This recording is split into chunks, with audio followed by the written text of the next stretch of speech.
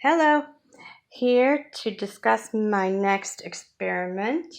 I have a galley kitchen and the space is too wide to afford a very wide kitchen island there. So what I am going to do is, but we need something to work, we need to be able to turn around and have something to place on and to work with. So what I'm going to do, I have this base here, and this is actually like a couch table. And see, normally it has a glass insert in there, which I took out. And then on the top, you will see, and please never mind this, all this junky stuff in the background. And on the top is just, one of those mirrors that you would have found, I don't know, in the 80s maybe. Maybe they sell them now, I don't know. But they're on like a swing, so you can rotate it, tilt it. And obviously I took it off of its stand. And then this here is just a wood cutout from, local craft store. They typically come with, hold on, like little ropes to hang signs or whatever. Just take the rope off.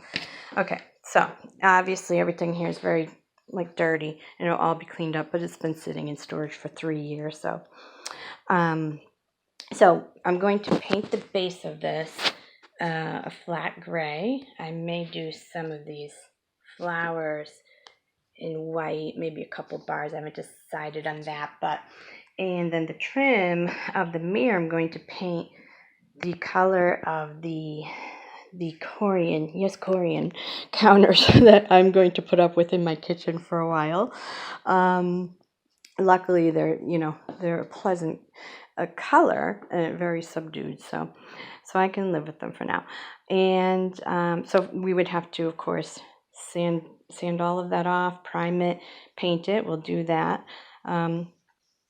Also, we'll do these pieces separately, of course.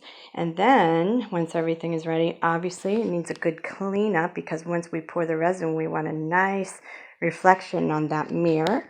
And if you can see, this cutout is lower than the lip of the trim on the mirror. So this cutout will be entirely engulfed in resin.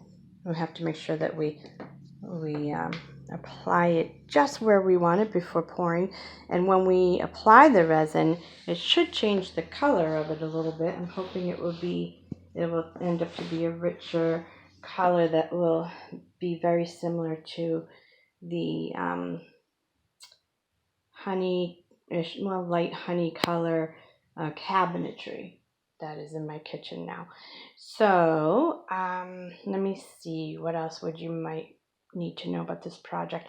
So this is not a quick solution, and it's not a cheap solution necessarily. The resin itself will cost probably $140.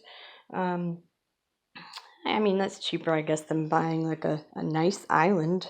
And then it's not fast either. So resin, you shouldn't pour more than like an 1/8 inch at a time, because the bubbles need to escape from the resin. So this will have to be done in layers. I may get a blowtorch and blow bubbles out, let it cure long enough for the bubbles to release, and then pour another one.